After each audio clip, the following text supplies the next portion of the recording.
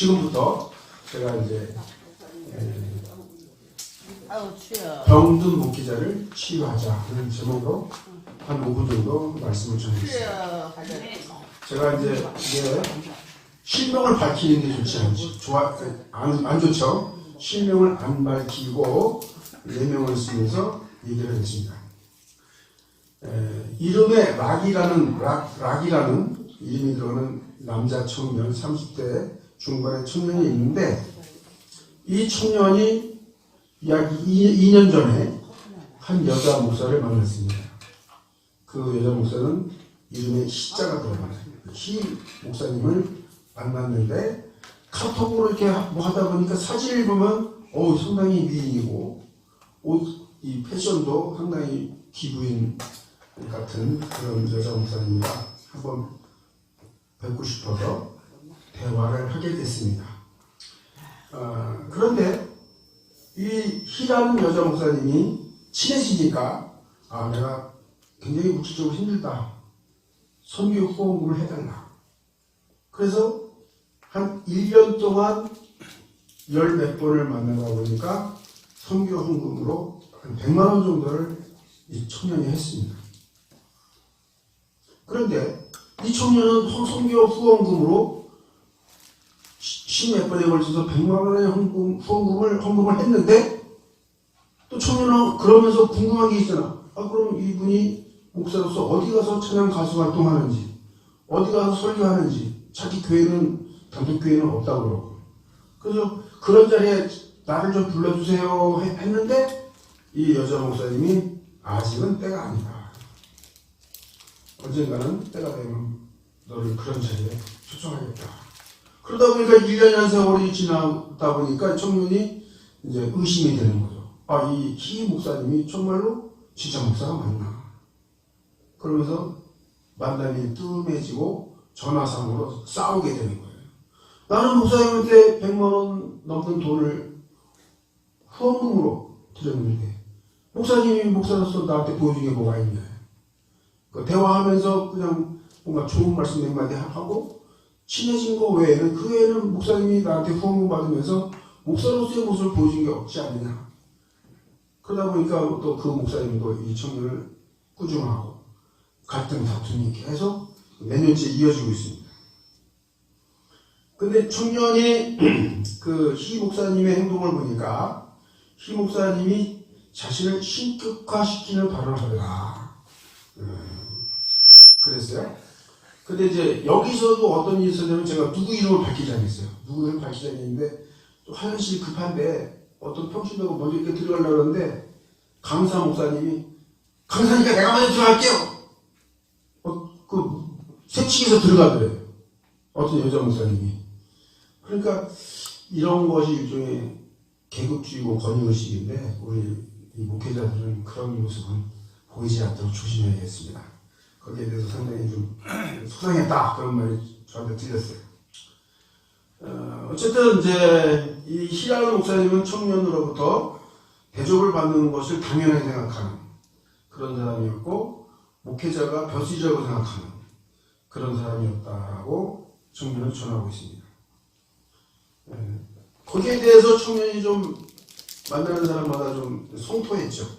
이런 목사를 만나는데 이런 피해 당했다.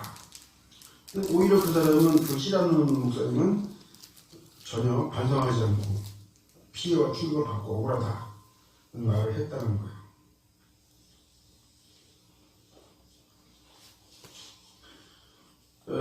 목사님이 목사로서의 진실한 삶을 사는 모습은 보이지 않고 돈과 물질을 받는 것에만 적극적이고 좋아하는 그런 모습은 성도들에게 실망을 줬고, 이 청년은 아직도 뭔가 속았다는 것 때문에 괴로워하고 있어요.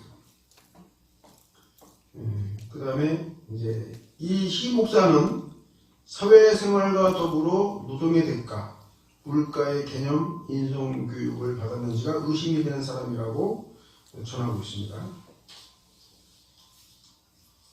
그 다음에 대화 중에, 상담 중에 행함 없이 기도만 하면 다 된다고 믿는 위험한 신앙관을 가진 여자 목사님이라고 이 청년은 성토하고 있습니다. 대화 중에도 좀 이렇게 이 청년이 말을 하는데 중간에 말을 자르고 끼어들고 대화하기가 좀 불편한 사람이었다. 우리 이제 특히 목사님들은 성도가 와서 상담하면 끝까지 잘 들어줘야 돼요. 그래서 1시간을 이렇게 상담한다면 한 50분 정도는 충분히 들어주고 10분 정도 답을 해주고 이렇게 해야 되는데, 성도가 와서 상담을 하는데 10분 얘기했는데 그거 뭔지 알아. 그럼 다 알아들었어. 이렇게 하는 거야. 답은 내가 줬어. 그냥 가도 돼.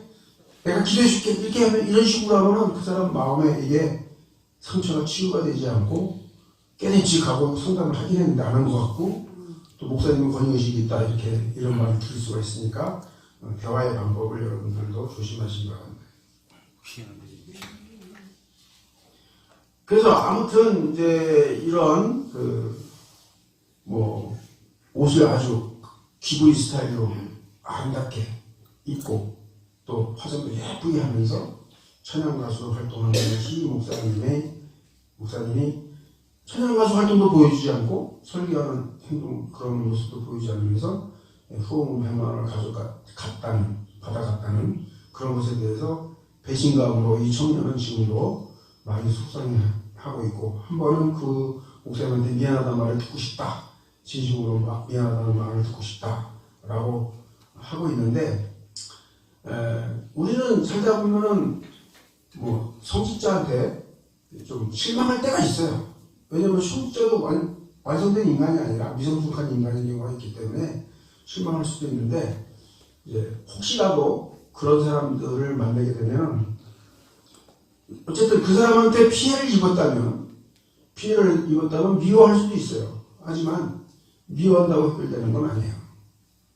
기도하면서 그분이 성숙한 신앙, 성숙한 목회자, 그리고 목양일념으로 오직 성직자로서의 진실한 목회자로서 그 일에 충성하는 모습을 보여주도록, 충성된 하나님의 종으로 살아가도록 변화된 모습을 보여달라고 하나님께 기도하면서 그 목사님이 변화되기를 바라는 기도하는 삶이 지혜로운 것이지, 그 목사가 이런 문제 있다고 만난 사람보다 성토하는 것은 결코 바람직하지는 않죠. 여러분 주변에 어떤 김씨사, 김장로, 최장로 막 그 안 좋은 면을 말하는 사람이 있잖아요. 그럼 들어줄 때는 그래 그런 사람 그럴 수 있지 그냥 당신이 조심하고 피해 이렇게 말할 수는 있지만, 김씨사, 최장로, 김장로 나쁘다고 막 말하는 사람이 내 앞에서는 딴 사람 욕을 하지만 내가 없을 때는 그 사람이 또 내 욕을 하는 거예요. 그러니까 누군가를 미워하고 힐난하고 그런 사람은 되도록이면 대화를 피하는 게 좋죠. 대화를 피하되 그 사람이 어떻게 살아가야 되느냐. 요나 아시죠? 요나. 자, 오른손 손가락 한번 올려보세요. 이렇게 오른손. 나가 문제입니다. 내가 문제입니다. 그쵸? 나가 문제입니다. 우리는 모든 신앙인이 나가 문제입니다 하고 항상 그렇게 생각하면서 회개하면서 살아가서 변화시키는 일을 함께 합시다. 아멘. 감사합니다.